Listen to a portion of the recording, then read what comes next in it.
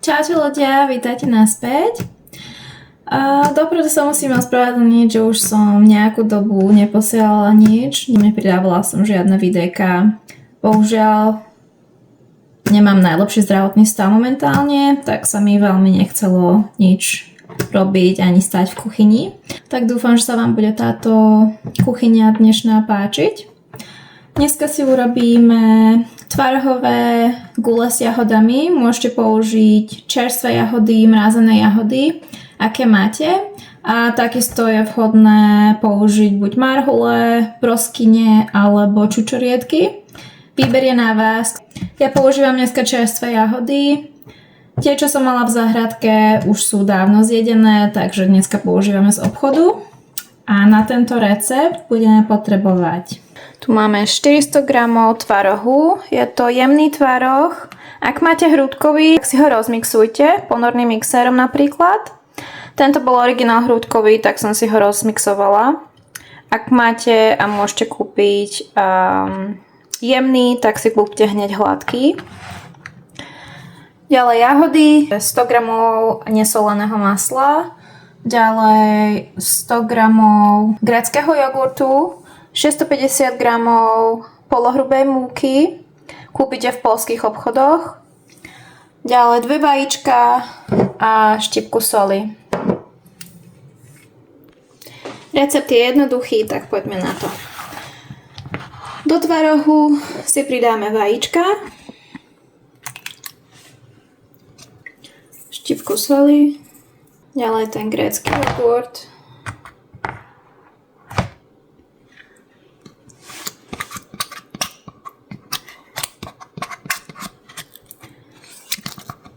ak chcete, môžete dať priamo len tvaroh a vynechať jogurt, tým pádom by sa vám množstvo zväčšilo o 100 g tvarohu.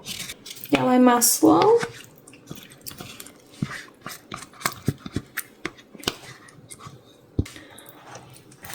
Celé si to treba zamiešať.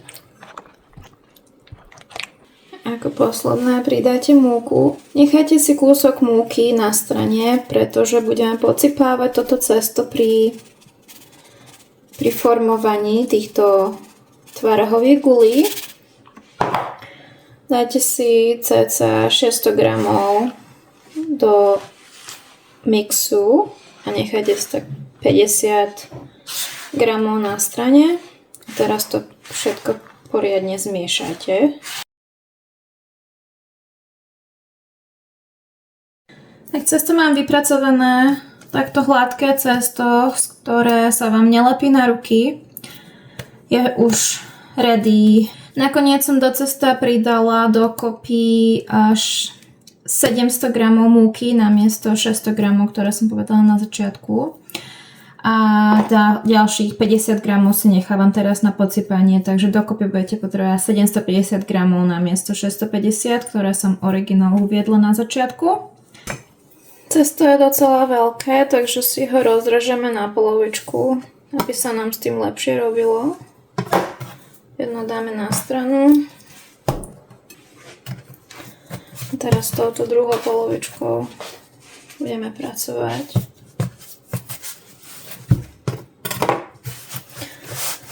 Najrýchlejšie sa to robí, ak si spravíte šúlok.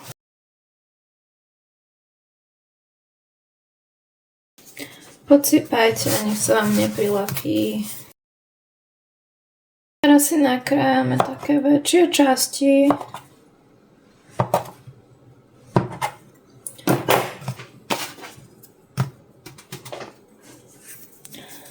Takto si zoberte jednu časť.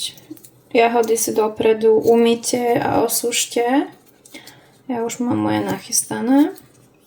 A takto pekne do takéhoto kúsku cesta si pridajte svoju jahodu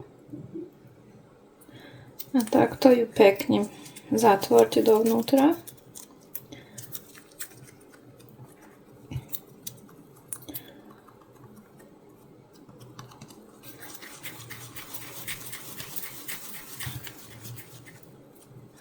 Vygulajte pekne v rukách, až budete mať takéto guličky hotové.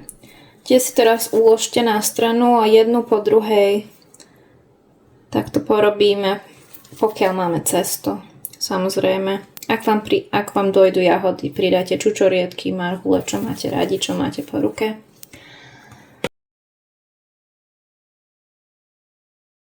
Čo vám ukážem takto jednu a potom sa vrátim, až budú všetky zabalené a pripravené k vareniu.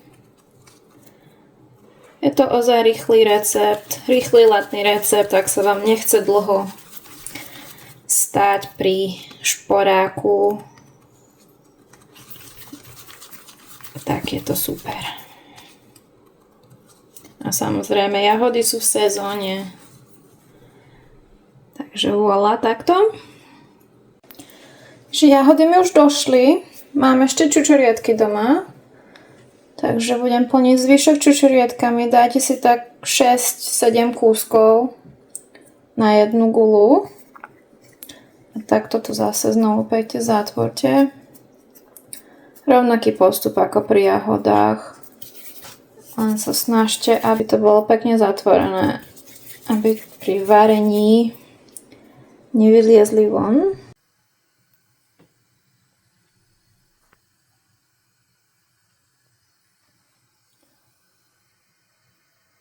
Medzičasom si dajte do hrnca zvariť vodu, dostatočné množstvo, aby vám mohli gule vyplávať. Dáme ich variť do vriacej osolenej vody. Do pánvičky si dáme kúsok strúhanky a dodajte si toľko, koľko chcete.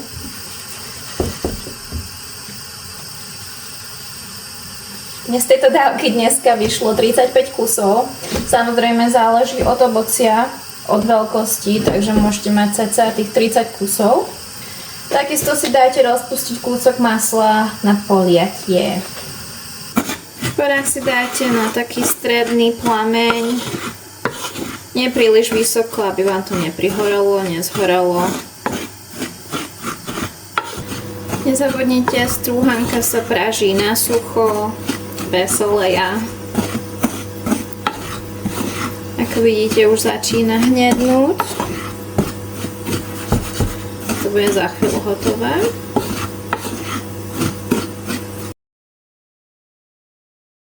Dobre, takže takto by som povedala, že strúhanka je hotová, pripravená, orestovaná. Teraz do nej pridáme práškový cukor a zamiešame. Cukor si presypte cez sitko. Ak vám nevadia hrúdky, tak si to tam hladte hneď. Cukor si dajte podľa seba od oka, ako vám chcete, ako máte radi sladké, podľa množstva strúhanky. A teraz to takto pekne vmiešajte dovnútra. Dobre, takže takto pekne máme pripravenú posypku na naše ovocné tvarahové gule. To si dáme na stranu a dáme si roztopiť maslo. Voda nám trie a dáme si teraz uvariť si naše gule. Takže takto pekne šup šup. Neobariť sa.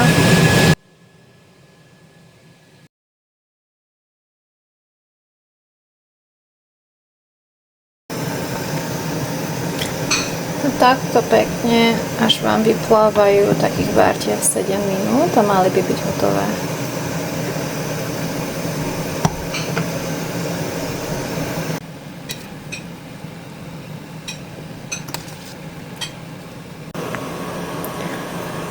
A to už sú pekne nachystané, uvarené.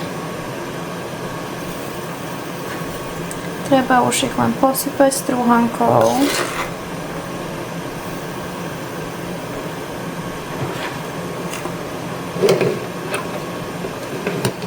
A poliať rozpusteným maslom.